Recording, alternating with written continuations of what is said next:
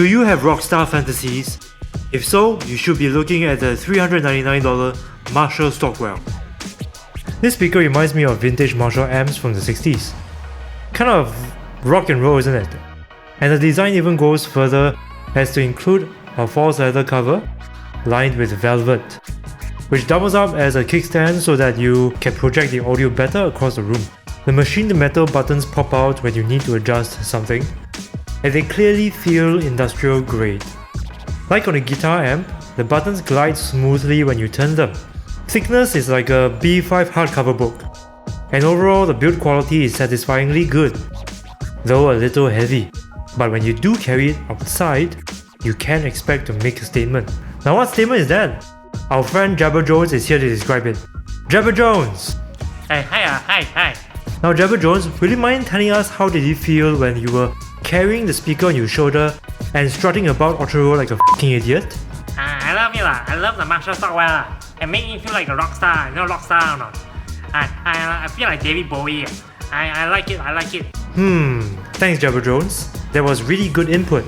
Some more, got some girls try to come up to me and touch my... Okay, getting back to talking about the speaker now, here are some key features. You can connect your device through Bluetooth or by using a wire. The speaker is bi-amped, which in technical terms mean that you get better bass and treble separation. And if the sound is still not to your liking, you could adjust it. Battery life is stated 20 hours, but while listening at 50% volume, the Stockwell squeezed out almost 23 hours. Huge surprise. The only thing is that you have to charge it using a proprietary charger, which is not really a big issue for me, given that the incredible battery life reduces the number of times I have to plug it in. There is a USB port, but that's really for juicing up your device. Now let's talk about the sound quality. Well, make no mistake, the Stockwell is one of the loudest you can get at this size. It's even louder than the Marshall Cuban, which is bigger and more expensive. But since the Stockwell has bass and treble controls, I fiddled around with it and found that it sounds best to me when treble is set at a full 10 and bass at 8. I find that the Stockwell's treble is well controlled even when playing at high volumes, with distortion kept to a minimum. Now this is what I would expect of a company built on making great guitar amps. I could really feel the richness of the mids when playing vocals tracks and was very impressed by its soundstage. I was not so impressed by its bass performance though. At max bass, the deep thumps I would expect to hear when playing Royals by Lord became flat thuds, and I had to lower the bass to deal with the distortion. Bass also sounded muffled at times and couldn't extend low enough for me to not only hear the bass but to feel it, unlike other speakers at the same price point. Now here are some things that I don't like about the speaker. Though the Stockwell's bass and treble controls offer more flexibility, it cuts both ways. Automatic equalizers are better for portable speakers, as they take into account the speaker's size and remove the need to manually optimize the speaker for different types of music and volume levels.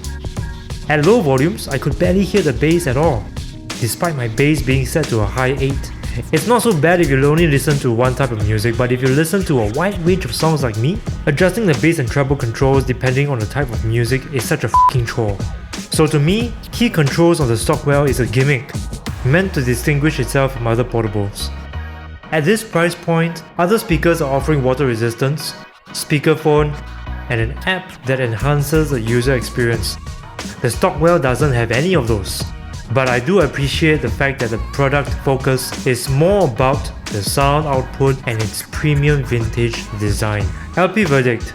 I love the Stockwell's premium build and vintage design, and I'm very impressed by its great battery life. It's also very loud.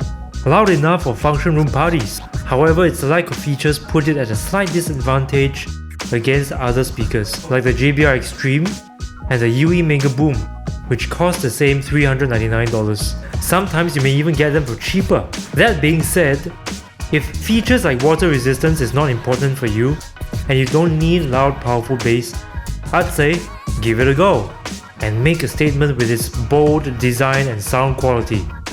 Right, Jabbar Jones? The girls even took my number and shoot me go to their house and... Okay, thanks Jabbar Jones.